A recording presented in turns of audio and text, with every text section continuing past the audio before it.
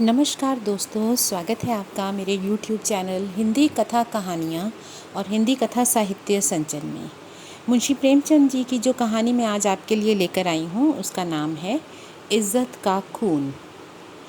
मैंने कहानियों और इतिहासों में तकदीर के उलट-फेर की अजीबो-गरीब दास्तानें पढ़ी हैं। शाह को भिखमंगा और भिखमंगे को शाह बनते देखा है। तकदीर एक छिपा हुआ भेद है। गलियों में टुकड़े चुनती हुई औरतें सोने के सिंहासन पर बैठ गईं और वह ऐश्वर्य के मतवाले जिनके इशारे पर तकदीर भी सिर झुकाती थी, आन की आन में चील कौवों का शिकार बन गए हैं। पर मेरे सर पर जो कुछ बीती उसकी नज़र कहीं नहीं मिलती। उन घटनाओं को आज याद करती हूँ तो रोंगटे खड़े हो जाते हैं और हैरत होती है कि अब तक मैं क्यों जिंदा हूँ। सौंदर्य लालसाओं का स्रोत है। मेरे दिल में क्या लालसाएं न थीं, पर निष्ठुर भाग्य के हाथों मिटी। मैं क्या जानती थी कि वह आदमी जो मेरी एक एक अदा पर कुर्बान होता है, एक दिन मुझे इस तरह जलील और बर्बाद कर देगा। आज 3 साल हुए जब मैंने इस घर में कदम रखा। उस वक्त यह एक हरा भरा चमन था और मैं इस चमन की बुलबुल थी। हवा में उड़ती शोक डालियों पर चहकती थी, फूलों पर सोती थी। सईद मेरा था और मैं सईद की थी। इस संगमरमर के हौज के किनारे हम मोहब्बत के पासे खेलते थे। तुम मेरी जान हो और मैं उनसे कहती थी तुम मेरे दिलदार हो। हमारी जायदाद लंबी चौड़ी थी। ज़माने की कोई फ़िक्र, ज़िंदगी का कोई गम न था। हमारे लिए ज़िंदगी आनंद, एक अनंत चाह और बहार का तिलस्म थी जिसमें मुरादें खिलती थीं और खुशियाँ हंसती थीं। ज़माना हमारी इच्छाओं पर चलने वाला था, आसमान हमारी भलाई चाहता था और तकदीर हमारी साथी थी। एक दिन सईद ने आकर कहा, मेरी जान, मैं तुमसे एक विनती करने आया हूँ। देखो इन मुस्कुराते हुए होंठों पर इनकार का हर्फ ना आवे। मैं चाहता हूँ कि अपनी सारी मिल्कियत, सारी जायदाद तुम्हारे नाम चढ़वा दूँ। मेरे लिए तुम्हारी मोहब्बत काफ़ी है। यही मेरे लिए सबसे बड़ी नेमत है। मैं अपनी हकीकत को मिटा देना चाहता हूँ कि तुम्हारे दरवाजे का फ़कीर बन के रहूँ और तुम मेरी नूरजहाँ बन जाओ। मैं तुम्हारा सलीम बनूँगा और तुम्हारी मूंगे जैसी हथेली के प्यालों पर उम्र बसर करूँगा। मेरी आंखें भर आईं। खुशियाँ चोटी पर पहुँचकर आंसू की बूंद बन गईं। पर अभी पूरा साल भी ना गुजरा था कि मुझे सईद के मिजाज में कुछ तब्दीली नज़र आई। हमारे दरमियान कोई लड़ाई झगड़ा या बदमज़गी ना हुई थी, मगर अब वह सईद ना था जिसे एक लम्हे के लिए भी मेरी जुदाई दूभर थी। वह अब रात की रात गायब रहता। उसकी आंखों में प्रेम की वह उमंग न थी, न अंदाज़ों में वह प्यास, न मिजाज में वह गर्मी। कुछ दिनों तक इस रूखेपन ने मुझे खूब रुलाया। मोहब्बत के मज़े याद आकर तड़पा देते। मैंने पढ़ा था कि प्रेम अमर होता है, पर क्या यह स्रोत इतनी जल्दी सूख गया?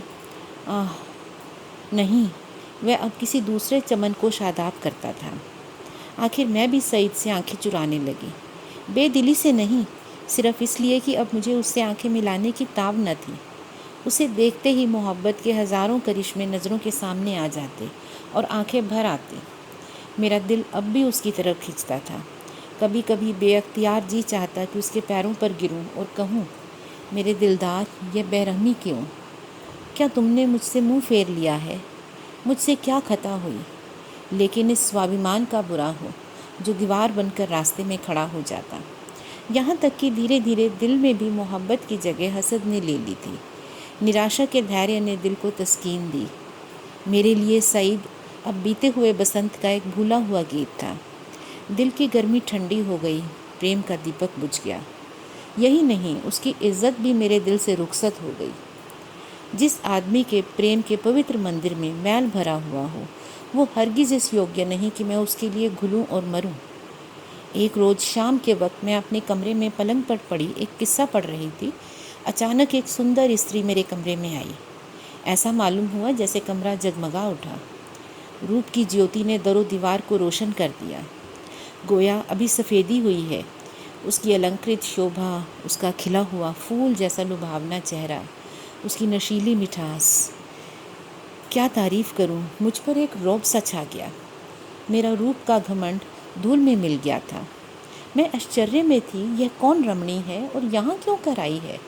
بے اختیار اٹھی کہ اس سے ملوں اور پوچھوں کہ سعید بھی مسکراتا ہوا کمرے میں آیا، اور میں سمجھ گئی یہ رمنی اس کی پریمکا ہے۔ میرا گرو جاگ اٹھا۔ میں اٹھی ضرور، پر شان سے گردن اٹھائے ہوئے، آنکھوں میں حسن کے روب کی جگہ گھرنا کا بھاو آ بیٹھا۔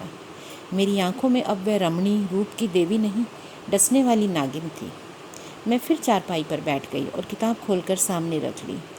وہ رمنی ایک کھشن تک میری تصویروں کو دیکھتی رہی، تب کمرے سے نکلی۔ چلتے وقت اس نے ایک بار میری طرف دیکھا۔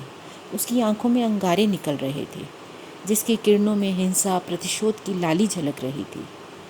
میرے دل میں سوال پیدا ہوا، سعید اسے یہاں کیوں لایا؟ کیا میرا گھمنڈ توڑنے کے لیے؟ جائیداد پر میرا نام تھا، پر کیول ایک بھرم تھا۔ اس پر ادھیکار پوری طرح سعید کا تھا۔ نوکر بھی اسی کو اپنا مالک سمجھتے تھے اور اکثر میرے ساتھ ڈٹھائی سے پیش آتے۔ میں صبر کے ساتھ زندگی کے دن کاٹ رہی تھی۔ جب دل میں امنگیں نہ رہیں تو پیڑا کیوں ہوتی؟ ساون کا مہینہ تھا، کالی گھٹا چھائی ہوئی تھی اور رم جھم بوندیں پڑ رہی تھیں۔ بگیچے پر حسد کا اندھیرا اور درختوں پر جگنوؤں کی چمک ایسے معلوم ہوتی تھی جیسے ان کے منہ سے چنگاریاں، جیسے آہیں نکل رہی ہوں۔ میں دیر تک حسد کا یہ تماشا دیکھتی رہی۔ کیڑے ایک ساتھ چمکتے تھے اور ایک ساتھ بجھ جاتے تھے، گویا روشنی کی باڑیں چھوٹ رہی ہیں۔ مجھے بھی جھولا جھولنے اور گانے کا شوق ہوا۔ موسم کی حالتیں حسد کے مارے ہوئے دلوں پر جادو بھرا اثر کر جاتی ہیں۔ بگیچے میں ایک گول بنگلہ تھا۔ میں اس میں آئی اور برآمدے کی ایک کڑی میں جھولا ڈلوا کر جھولنے لگی۔ آج مجھے معلوم ہوا کہ نراشا میں بھی آدھیاتمک آنند ہوتا ہے، جس کی حال اس کو نہیں معلوم جس کی اچھائیں پورن ہیں۔ میں چاو سے ملہار گانے لگی۔ ساون ورہ اور شوق کا مہینہ ہے۔ گیت میں ایک ویوگی ہردے کی گاتھا کی کتھا ایسے درد بھرے شبدوں میں بیان کی گئی تھی کہ بربسی آنکھوں سے آنسو ٹپکنے لگے۔ اتنے میں باہر سے ایک لالٹن کی روشنی نظر آئی۔ سعید اور وہ دونوں چلے آ رہے تھے۔ حسینہ نے میرے آس پاس آ کر کہا، آج یہاں ناچ رنگ کی محفل سجے گی اور شباب کے دور چلیں گے۔ میں نے گھرنا سے کہا، مبارک ہو۔ حسینہ پھر بولی، 12 ماسے اور ملہار کی تانیں اڑیں گی، ساجندے آ رہے ہیں۔ میں نے کہا، شوق سے۔ حسینہ نے پھر کہا، تمہارا سینہ حسد سے چاک ہو جائے گا۔ سعید نے مجھ سے کہا، زبیدہ تم اپنے کمرے میں چلی جاؤ، یہ اس وقت اپنے آپے میں نہیں ہے۔ حسینہ نے میری طرف لال لال آنکھیں نکال کر کہا، میں تمہیں اپنے پیروں کی دھول کے برابر بھی نہیں سمجھتی۔ پھر مجھے جبت نہ رہا، اکڑ کر بولی، پھر میں کیا سمجھتی ہوں، ایک کتیا؟ دوسروں کی ابلی ہوئی ہڈیاں چچوڑتی پھرتی ہو؟ اب سعید کے بھی تیور بدلے، میری طرف بھیانک آنکھوں سے دیکھ کر بولے، زبیدہ تمہارے سر پر شیطان تو نہیں سوار ہے؟ سعید کا یہ جملہ میرے جگر میں چبھ گیا۔ تڑپ اٹھی۔ جن ہونٹوں سے ہمیشہ محبت اور پیار کی باتیں سنی ہوں، انہی سے یہ زہر نکلے اور میں بالکل بے قصور۔ کیا میں ایسی ناچیز اور حقیر ہو گئی ہوں کہ ایک بازارو عورت بھی مجھے چھیڑ کر گالیاں دے سکتی ہے اور میرا زبان کھولنا منع؟ میرے دل میں سال بھر سے جو بخار ہو رہا تھا وہ اچھل پڑا۔ میں جھولے سے اتر گئی اور سعید کی طرف شکایت بھری نگاہوں سے دیکھ کر بولی، سعید میرے سر پر شیطان سوار ہے یا تمہارے سر پر، اس کا فیصلہ تم خود کر سکتے ہو۔ سعید میں تم کو اب تک شریف اور غیرت والا سمجھتی تھی، بے وفائی کی تم نے، اس کا ملال مجھے ضرور تھا، مگر میں نے سپنوں میں بھی یہ نہ سوچا تھا کہ تم غیرت سے اتنے خالی ہو کہ حیا فروش عورت کے پیچھے مجھے اس طرح ذلیل کرو گے۔ اس کا بدلہ تمہیں خدا دے گا۔ حسینہ نے تیز ہو کر بولا، تو مجھے حیا فروش کہتی ہے؟ تو میں نے کہا، بے شک کہتی ہوں۔ سعید بولا، اور میں بے غیرت ہوں؟ اس پر میں نے کہا، بے شک، بے غیرت ہی نہیں، شہدے باز، مکار، پاپی، سب کچھ ہو۔ یہ الفاظ بہت گھناونے ہیں، لیکن میرے غصے کے اظہار کے لیے کافی نہیں۔ میں یہ باتیں کہہ ہی رہی تھی کہ یکایک سعید کے لمبے تگڑے ہٹے کٹے نوکر نے میری دونوں باہیں پکڑ لیں اور پلک مارتے ہی حسینہ نے جھولے کی رسیاں اتار کر مجھے برآمدے کے ایک لوہے کے کھمبے سے باندھ دیا۔ اس وقت میرے دل میں کیا خیال آ رہے تھے یہ یاد نہیں، پر میری آنکھوں کے آگے اندھیرا چھا گیا۔ مجھے معلوم ہوتا تھا یہ تینوں انسان نہیں، یمدوت ہیں۔ غصے کی جگہ دل میں ڈر سما گیا تھا۔ اس وقت اگر کوئی ربی طاقت میرے بندھنوں کو کاٹ دیتی، میرے ہاتھوں میں آبدار کھنجر دے دیتی، تو بھی زمین پر بیٹھ کر اپنی ذلت اور بے کسی پر آنسو بہانے کے سوا اور کچھ نہ کرتی۔ مجھے خیال آتا تھا کہ شاید خدا کی طرف سے مجھ پر یہ قہر نازل ہوا ہے، شاید یہ میری بے نمازی اور بے دینی کی سزا ہے۔ میں اپنی پچھلی زندگی پر نگاہ ڈال رہی تھی کہ مجھ سے کون سی غلطی ہوئی ہے جس کی یہ سزا ہے۔ مجھے اس حالت میں چھوڑ کر تینوں صورتیں کمرے میں چلی گئیں۔ میں نے سمجھا میری سزا ختم ہوئی، لیکن کیا یہ سب مجھے یوں ہی بندھا رکھیں گے؟ لونڈیاں مجھے اس حالت میں دیکھ لیں تو کیا کہیں؟ نہیں، میں اس گھر میں رہنے کے قابل ہی نہیں۔ میں سوچ رہی تھی کہ رسیاں کیوں کر کھولوں، مگر افسوس مجھے نہ معلوم تھا کہ ابھی تک جو میری گتی ہوئی ہے یہ آنے والی بے رحمیوں کا صرف بیانہ ہے۔ میں اب تک نہ جانتی تھی کہ وہ چھوٹا آدمی کتنا بے رحم، کتنا قاتل ہے۔ میں اپنے دل سے بحث کر رہی تھی کہ اپنی اس ذلت پر میں کہاں جاؤں۔ اگر میں نے حسینہ کی ان دل جلانے والی باتوں کا جواب نہ دیا ہوتا تو شاید یہ نوبت ہی نہ آتی، لیکن آتی اور ضرور آتی۔ وہ کالی ناگن مجھے ڈسنے کا ارادہ کر کے چلی تھی، اسی لیے اس نے ایسے دل دکھانے والے لہجے میں بات کی تھی۔ میں غصے میں آ کر اس کو لعن طعن کروں اور اسے مجھے ذلیل کرنے کا بہانہ مل جائے۔ پانی زور سے برسنے لگا تھا، بچھاروں سے میرا شریر تر ہو گیا تھا۔ سامنے گہرا اندھیرا تھا، میں کان لگائے سن رہی تھی اندر کیا باتیں ہو رہی ہیں، مگر میگھ کی سنسناہٹ کے علاوہ کوئی آواز صاف نہ آ رہی تھی۔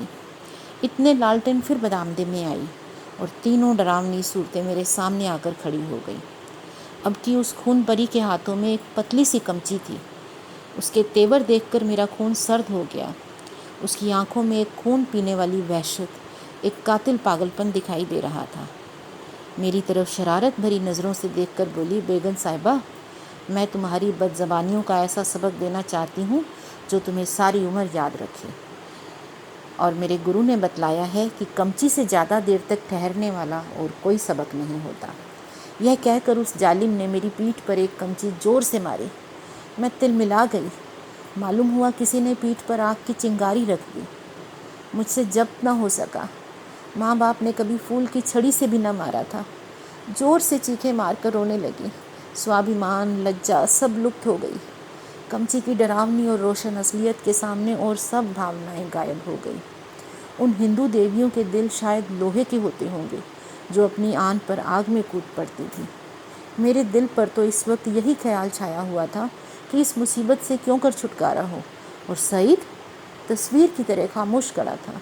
میں اس کی طرف فریاد کی آنکھوں سے دیکھ کر بڑی ونتی کے سور میں بولی، سعید، خدا کے لیے مجھے اس ظالم سے بچاؤ، میں تمہارے پیروں میں پڑتی ہوں، تم مجھے زہر دے دو، خنجر سے کاٹ دو، میں سب مصیبتیں سہ سکتی ہوں، لیکن اسے سہنے کی مجھے تاب نہیں۔ ان دل جوئیوں کو یاد کرو، میری محبت کو یاد کرو، اسی کے صدقے اس وقت مجھے اس عذاب سے بچاؤ، خدا تمہیں اس کا انعام دے گا۔ سعید ان باتوں سے کچھ پگھلا، حسینہ کی طرف ڈری ہوئی آنکھوں سے دیکھ کر بولا، زرینہ، میرے کہنے سے اب جانے دو، میری خاطر سے ان پر رحم کرو۔ زرینہ تیور بدل کر بولی، تمہاری خاطر سے تو سب کچھ کر سکتی ہوں، پر گالیاں نہیں برداشت کر سکتی۔ اس پر سعید بولا، کیا ابھی تمہارے خیال میں گالیوں کی کافی سزا نہیں ہوئی؟ اس پر زرینہ نے کہا، تب تو آپ نے میری عزت کی خوب قدر کی۔ میں نے رانیوں سے چلمچیاں اٹھوائی ہیں، یہ بیگم صاحبہ ہیں کس خیال میں؟ میں اسے اگر کچھ چھری سے کاٹوں تو بھی اس کی بد زبانیوں کی کافی سزا نہ ہوگی۔ سعید بولا، مجھ سے اب یہ ظلم نہ دیکھا جائے گا۔ اس پر زرینہ نے کہا، آنکھیں بند کر لو۔ سعید نے پھر کہا، زرینہ، غصہ نہ دلاؤ، میں کہتا ہوں انہیں معاف کرو۔ زرینہ نے سعید کی اور ایسی حقارت بھری آنکھوں سے دیکھا گویا اس کا وہ غلام ہے۔ خدا جانے اس پر اس نے کیا منتر مار دیا تھا کہ اس میں خاندانی غیرت اور بڑھائی، انسانیت کا ذرا بھی احساس باقی نہ رہا تھا۔ وہ شاید اسے غصے جیسے جذبے کے قابل ہی نہ سمجھتی تھی۔ حلیہ پہچاننے والے کتنی غلطی کرتے ہیں، کیونکہ دکھائی کچھ پڑتا ہے، اندر کچھ اور ہی ہوتا ہے۔ باہر کے ایسے سندر روپ کے پردے میں اتنی بے رحمی، اتنی نشٹرتا، کوئی شک نہیں، روپ حلیہ پہچاننے کی ودیا کی دشمن ہے۔ اچھا، تو اب آپ کو مجھ پر غصہ آنے لگا؟ کیوں نہ ہو، آخر نکاح تو آپ نے بیگم سے کیا ہے، میں تو حیا فروش کتیا ہی ٹھہری۔ اس طرح سے اس نے سعید کو طعنہ دیا۔ سعید بولا، تم طعنے دیتی ہو اور مجھ سے یہ خون نہیں دیکھا جاتا۔ تو زرینہ نے کہا، تو یہ کمچی ہاتھ میں لو اور اسے گن کر 100 لگاؤ، غصہ اتر جائے گا، اس کا یہی علاج ہے۔ اس پر سعید نے کہا، پھر وہی مذاق۔ زرینہ نے کہا، نہیں، میں مذاق نہیں کرتی۔ سعید نے کمچی لینے کے لیے ہاتھ بڑھایا، لیکن معلوم نہیں زرینہ کو کیا شبہ پیدا ہوا۔ اس نے سمجھا شاید وہ کمچی کو توڑ کر پھینک دیں گے۔ کمچی ہٹا لی اور بولی، اچھا مجھ سے یہ دگا، تو لو اب میں ہی ہاتھوں کی صفائی دکھاتی ہوں۔ یہ کہہ کر اس بے درد نے مجھے بے تحاشا کمچیاں مارنی شروع کر دیں۔ میں درد سے اینٹ اینٹ کر چیخ رہی تھی، اس کے پیروں پڑتی تھی، منتیں کرتی تھی، اپنے کیے پر شرمندہ تھی، دعائیں دیتی تھی، پیر اور پیغمبر کا واسطہ دیتی تھی، پر اس قاتل کو ذرا بھی رحم نہ آتا تھا۔ سعید کاٹھ کے پتلے کی طرح درد و ستم کا یہ نظارہ آنکھوں سے دیکھ رہا تھا اور اس کو جوش نہ آتا تھا۔ شاید میرا بڑے سے بڑا دشمن بھی میرے رونے دھونے پر ترس کھاتا۔ میری پیٹھ چھل کر لہو لہان ہو گئی، زخم پڑتے تھے، ہر ایک چوٹ آگ کے شعلے کی طرح بدن پر لگتی تھی۔ معلوم نہیں اس نے مجھے کتنے درے لگائے، یہاں تک کہ کمچی کو مجھ پر رحم آ گیا اور وہ ٹوٹ کر گر گئی۔ لکڑی کا کلیجہ پھٹ گیا مگر انسان کا دل نہ پگھلا۔ مجھے اس طرح جلیل اور تباہ کر کے تینوں خبیث روحیں وہاں سے رخصت ہو گئی۔ سعید کے نوکر نے چلتے وقت میری رسیاں کھول دیں۔ میں کہاں جاتی؟ میں اس گھر میں کیوں کر قدم رکھتی؟ میرا سارا جسم ناسور ہو رہا تھا، لیکن دل کے ففولے اس سے کہیں زیادہ جان لیے تھے۔ سارا دل ففولوں سے بھر اٹھا تھا۔ اچھی بھاوناؤں کے لیے اب جگہ نہ تھی۔ اس وقت میں کسی اندھے کنویں میں کسی کو گرتے دیکھتی تو مجھے ہنسی آتی، کسی یتیم کا دردناک رونا سنتی تو اس کو منہ چڑھاتی۔ دل کی حالت میں ایک زبردست انقلاب ہو گیا تھا۔ مجھے غصہ نہ تھا، غم نہ تھا، موت کی آرزو نہ تھی، یہاں تک کہ بدلہ لینے کی بھاونا بھی نہ تھی۔ اس انتہائی ذلت نے بدلہ لینے کی اچھا کو بھی ختم کر دیا تھا۔ حالانکہ میں چاہتی تو قانوناً سعید کو شکنجے میں لا سکتی تھی، اسے دانے دانے کے لیے ترسا سکتی تھی، لیکن یہ بے عزتی، یہ بے اوبرائی، یہ پامالی بدلے کے خیال کے دائرے سے باہر تھی۔ بس صرف ایک چیتنا باقی تھی اور وہ اپمان کی چیتنا تھی۔ میں ہمیشہ کے لیے ذلیل ہو گئی۔ کیا یہ داغ کسی طرح مٹ سکتا تھا؟ ہرگز نہیں۔ ہاں، یہ چھپایا جا سکتا تھا، اور اس کی ایک ہی صورت تھی کہ میں ذلت کے کالے گڈھے میں گر پڑوں تاکہ سارے کپڑوں کی سیاہی اس سیاہ داغ کو چھپا لے۔ کیا اس گھر سے بیابان اچھا نہیں جس کے پیندے میں ایک بڑا چھید ہو گیا ہو؟ اس حالت میں یہی دلیل مجھ پر چھا گئی۔ میں نے اپنی تباہی کو اور بھی مکمل، اپنی ذلت کو اور بھی گہرا اور اپنے چہرے کو اور بھی کالا کرنے کا پکا ارادہ کر لیا۔ رات بھر میں وہیں پڑی درد سے کراہتی رہی اور انہی خیالات سے الجھتی رہی، اور یہ گھاتک ارادہ ہر کشن مضبوط سے اور بھی مضبوط ہوتا رہا۔ گھر میں کسی نے میری خبر نہ لی۔ پو پھٹتے ہی میں باغیچے سے باہر نکل آئی۔ معلوم نہیں میری لاج شرم کہاں غائب ہو گئی تھی۔ جو شخص سمندر میں گوتے کھا چکا ہو اسے تال تلئیوں کا کیا ڈر؟ میں جو در و دیوار سے شرماتی تھی اس وقت شہر کی گلیوں میں بے دھڑک چلی جا رہی تھی۔ چور کہاں؟ وہی جہاں ذلت کی قدر ہے، جہاں کسی پر کوئی ہنسنے والا نہیں، جہاں بدنامی کا بازار سجا ہے، جہاں حیا بکتی ہے اور شرم لٹتی ہے۔ شاید وہی میری جگہ ہے۔ اور اس کے ٹھیک تیسرے دن روپ کی منڈی کے ایک اچھے حصے میں ایک اونچے کوٹھے پر بیٹھی ہوئی میں اس منڈی کی سیر کر رہی تھی۔ شام کا وقت تھا۔ نیچے سڑک پر آدمیوں کی ایسی بھیڑ تھی کہ کندھے سے کندھا چلتا تھا۔ آج ساون کا میلہ تھا۔ لوگ صاف ستھرے کپڑے پہنے قطار کی قطار دریا کی طرف جا رہے تھے۔ ہمارے بازار کی بیش قیمتی جنسیں بھی آج ندی کے کنارے سجی ہوئی تھیں۔ کہیں حسینوں کے جھولے تھے، کہیں ساون کے گیت، لیکن مجھے اس بازار کی سیر دریا کے کنارے سے زیادہ پرلطف معلوم ہوتی تھی۔ ایسا معلوم ہوتا تھا شہر کی اور سب سڑکیں بند ہو گئی ہیں اور صرف یہی تنگ گلی کھلی ہوئی ہے۔ سب کی نگاہیں کوٹھوں کی طرف تھیں، گویا وہ زمین پر نہیں چل رہے تھے، ہوا میں اڑنا چاہتے تھے۔ ہاں، پڑھے لکھے لوگوں کو میں نے اتنا بے دھڑک نہیں پایا۔ وہ بھی گھورتے تھے مگر کنکھیوں سے۔ ادھیڑ عمر کے لوگ سب سے زیادہ بے دھڑک معلوم ہوتے تھے۔ شاید ان کی منشا جوانی کے جوش کو ظاہر کرنا تھا۔ بازار کیا تھا، ایک لمبا چوڑا تھیٹر تھا۔ لوگ ہنسی دل لگی کرتے تھے، لطف اٹھانے کے لیے نہیں، حسینوں کو سنانے کے لیے۔ منہ دوسری طرف تھا، نگاہ دوسری طرف، بس بھانڈوں اور نکالوں کی مجلس تھی۔ یقیناً سعید کی فٹن نظر آئی۔ میں بھی اس پر کئی بار سیر کر چکی تھی۔ سعید اچھے کپڑے پہنے اکڑا ہوا بیٹھا تھا۔ ایسا سجیلا بانکا جوان سارے شہر میں نہ تھا۔ چہرے مہرے سے مردانہ پن برستا تھا۔ اس کی آنکھ ایک بار میرے کوٹھے کی طرف اٹھی اور نیچے جھک گئی۔ اس کے چہرے پر مردنی سی چھا گئی، جیسے کسی زہریلے سانپ نے کاٹ کھایا ہو۔ اس نے کوچوان سے کچھ کہا اور دم کے دم میں فٹن ہوا ہو گئی۔ اس وقت اسے دیکھ کر مجھے جو دویش پورن پرسنتا ہوئی، اس کے سامنے اس جان لیوا درد کی کوئی حقیقت نہ تھی۔ میں نے جلیل ہو کر اسے جلیل کر دیا۔ یہ کٹار کمچیوں سے کہیں زیادہ تیز تھی۔ اس کی ہمت نہ تھی مجھ سے آنکھ ملا سکے۔ میں نے اسے ہرا دیا، اسے عمر بھر کے لیے دل کے قید میں ڈال دیا۔ اس کال کوٹری سے اب اس کا نکلنا غیر ممکن تھا، کیونکہ اسے اپنے خاندان کے بڑپن کا گھمنڈ تھا۔ دوسرے دن بھور میں خبر ملی، کسی قاتل نے مرزا سعید کا کام تمام کر دیا۔ اس کی لاش اس کے باغیچے کے گول کمرے میں ملی، سینے میں گولی لگ گئی تھی۔ 9 بجے دوسری خبر سنائی دی، زرینہ کو بھی کسی نے رات کے وقت قتل کر ڈالا تھا۔ اس کا سر تن سے جدا کر دیا گیا تھا۔ بعد میں جانچ پڑتال سے معلوم ہوا یہ دونوں وارداتیں سعید کے ہاتھوں ہوئی ہیں۔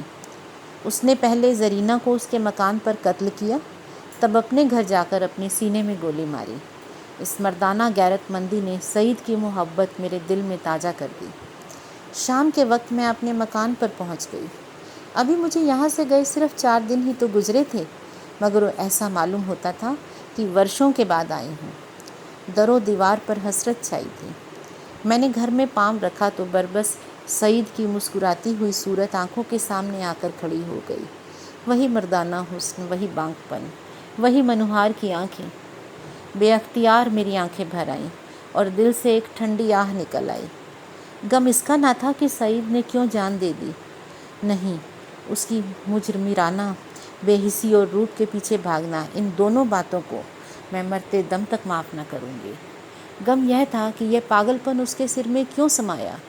اس وقت دل کی جو کیفیت ہے، اس سے میں سمجھتی ہوں کچھ دنوں میں سعید کی بے وفائی اور بے رحمی کا گھاؤ بڑھ جائے گا۔ اپنی ذلت کی یاد بھی شاید مٹ جائے، لیکن اس کی چند روزہ محبت کا نقش باقی رہے گا، اور یہی میری زندگی کا سہارا ہے۔ یہ کہانی منشی پریم چند جی کی لکھی اردو پریم پچیسی میں سے لی گئی ہے، اور اس کہانی میں یہ بتایا ہے کہ کس طرح عورت جب ذلت کی حد پار ہو جاتی ہے تو اس سے بھی کہیں نیچے گر کر وہ اپنی ذلت کا بدلہ لینا چاہتی ہے، جو اس کہانی کی نائکا نے کیا۔ وہ خود تو تباہ ہوئی ایک بدنام محلے میں جا کر، لیکن اس نے خود کو دھوکہ دینے والے کو ایسا گھاؤ دیا جو اس سے کبھی بھر نہ سکا، اور اس نے اپنی جان دے کر ہی اس گھاؤ سے مکتی پائی۔ دوستو، اس کہانی میں ہمیں یہ پتہ چلتا ہے کہ ہمیں اپنے پیار کو سنبھال کر رکھنا چاہیے، اسے کھونا نہیں چاہیے۔ اس کہانی کی نائکا کو جب یہ پہلی بار پتہ چلا کہ اس کا پریمی یا اس کا پتی دوسری طرف منہ کر رہا ہے اور وہ اس کو دھوکہ دے رہا ہے، تو اسے اپنے حق کے لیے آواز اٹھانی چاہیے تھی۔ اس کو شروع میں ہی اس کو روک دینا چاہیے تھا، یا کم سے کم اس سے بات کرنی چاہیے تھی۔ ہو سکتا ہے کہ شروع میں ہی وہ الگ ہو جاتی اور وہ اس بات کو سمجھ لیتی کہ اس کی محبت اب باقی نہیں رہی، اور یا پھر وہ اس کو سمجھا کر اسے صحیح راستے پر لا سکتی تھی۔ انسان صرف شریرک طور پہ بیمار نہیں ہوتا، کئی بار بیماری مانسک بھی ہوتی ہے۔ تو اگر ہمیں اپنے پریمی کی مانسک بیماری پتہ چلتی ہے جو اسے بے وفائی کرنے پر آمادہ کر رہی ہے، تو ہمیں کم سے کم ایک کوشش تو ضرور کرنی چاہیے۔